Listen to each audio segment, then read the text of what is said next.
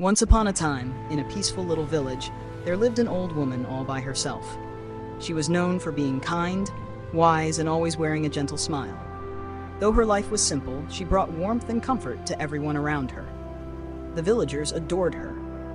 They often visited her, not only to talk, but also to seek her advice whenever they faced hardships. One day, a young man came to see her. With curiosity in his eyes, he asked, "Grandma, why are you always so happy? No matter what happens, I've never seen you sad. Don't you ever feel pain or sorrow?" The old woman smiled gently and replied, "My dear, life is full of ups and downs. There are happy days and there are sad days. But I've learned one important truth. Happiness doesn't come from outside. It comes from within." The young man, still puzzled, asked again, "But how can someone stay happy when bad things happen? What do you mean by happiness coming from within?"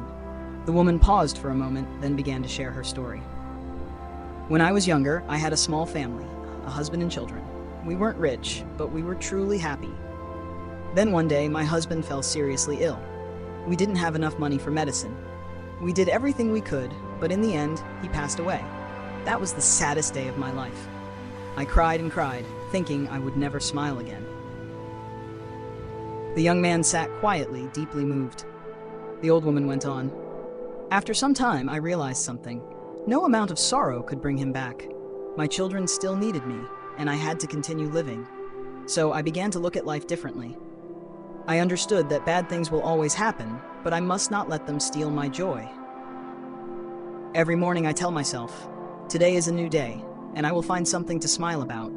Some days it's easy, some days it's hard, but there is always something, a ray of sunshine, a blooming flower, or simply seeing a familiar face."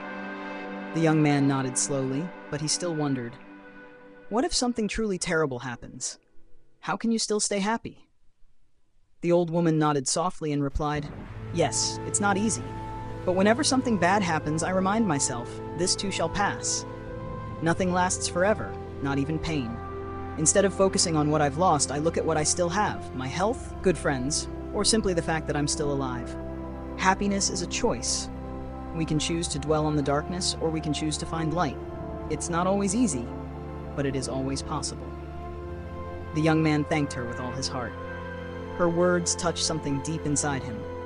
From that day on, he started to change.